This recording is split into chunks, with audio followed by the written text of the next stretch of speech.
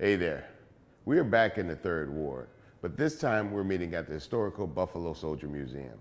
And while it's clearly not a church, a mosque, a lounge, or even a record label, the museum does present and celebrate a commitment to the well-being of a growing nation, a commitment expressed sometimes even to the point of death. In this way, it speaks to a particular sense of purpose and life meaning tied into the meaning of this nation.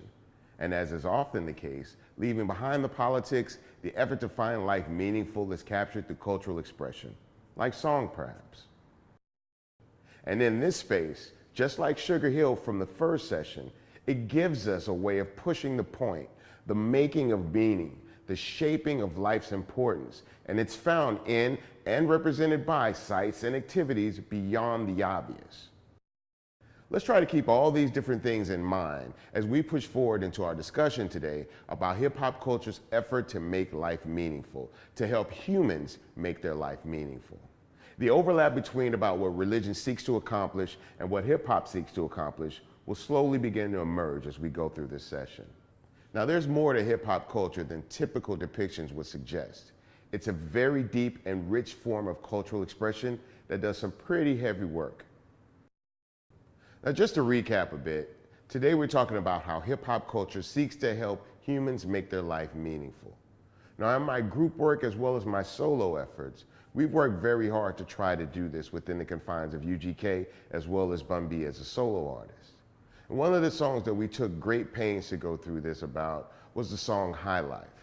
Now, within the song High Life, we talked about how a lot of young men that are leaving very sketchy and sometimes dangerous lives in the street try to figure out how God looks at them and even if God will accept them for what they've done. Now, Pimp C and I had kind of dealt with this conundrum ourselves, and we came to the conclusion that if we were dealing with this, probably a lot of the people that listen to our music, come to our shows, and even deal with us on a daily basis were probably dealing with those same questions. What is this life all about? What are we doing here? What is our purpose? Trying to make more of an understanding about their daily struggles and the issues that they deal with. So we thought that we would try to put these ideas into song form and express our view of the world and sometimes the way we felt the world viewed us. By communicating these things through song, we were able to make a closer and more personable connection with not only the listener, but the man on the street. As a solo artist, when Pimp C got locked up, there were a lot of personal issues that I had to deal with. So I looked to song to try to find ways to help the listener understand and even connect with me because of the fact that I was missing Pimp C. I kind of felt like a lot of the people out there were missing Pimp C too. So I used the tagline Free Pimp C as a way for everyone who felt the way that I felt about the situation to be able to connect on a personal basis. It didn't even have to be within the course of a song. When people would see me on the street, a lot of them would walk up to me and simply say Free Pimp C. I would say Free Pimp C back to them, and we would have made a connection simply on that basis. Now, the thought and practices of hip-hop can often give expression to this effort to find meaning in life. Throughout the course of my career, I've worked with different artists, and sometimes when we work, we try to decide, should we do lighthearted music or music with meaning? And often the best music is the one where you can kind of combine a bit of both, so that people get a sense of who you are, but also what you are. Now, I've recorded with a lot of artists in this sense, and sometimes the message is a little bit more hidden than often seen. When recording with a young artist, Big Crit, we did a song called Country Shit. And the point of doing the song Country Shit was really for him to try to carve his identity as a Southern artist out and define himself as a Southerner while still trying to make sure that his music and his identity left him open to be embraced by people from all places around the country. So while it may seem like we're talking about collard greens and sweet potatoes and riding around in Cadillacs, what we're really talking about is our pride to be a Southerner, our affection for our Southern lifestyle, and the fact that with all Southern hospitality, we're opening our arms up to the world. But sometimes songs take on a different matter and meaning.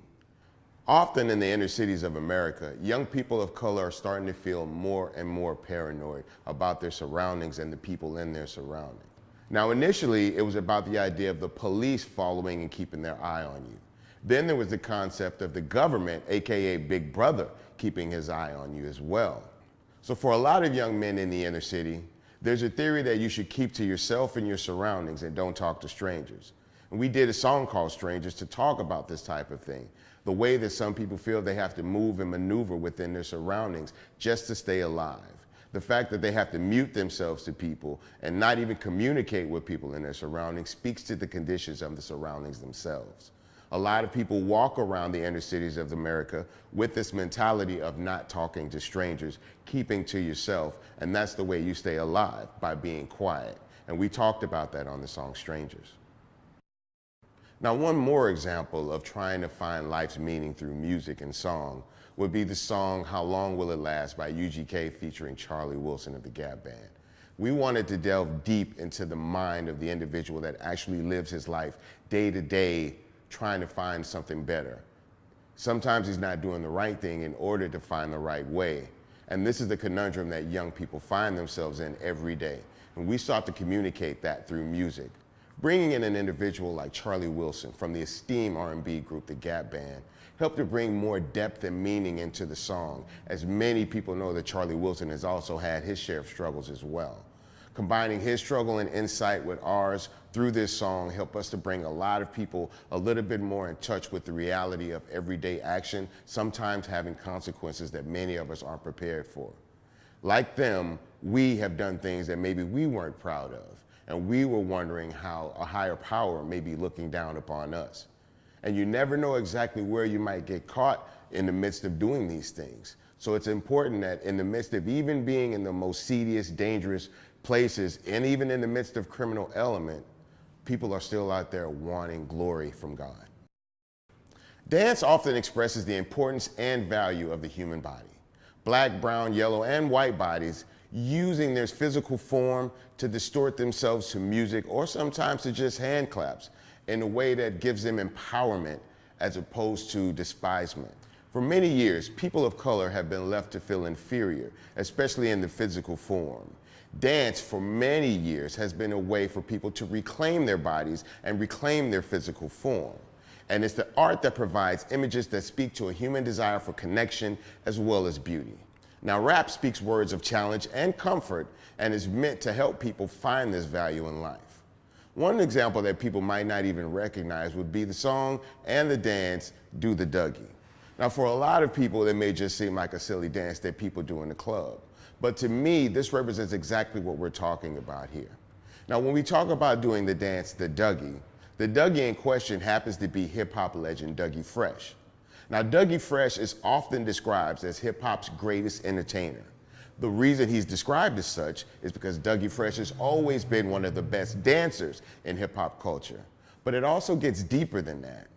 With his name, Dougie Fresh, he always wanted to let people know that Dougie is always fresh. There's always pride in his physical form, so that even though Dougie can dance well, he also takes pride in the body as well. So when you do the dance, the Dougie, you're not only saying that you can dance, you're also implying that you have pride in yourself as well, because Dougie, though he could dance, was also fresh. So what have we talked about today?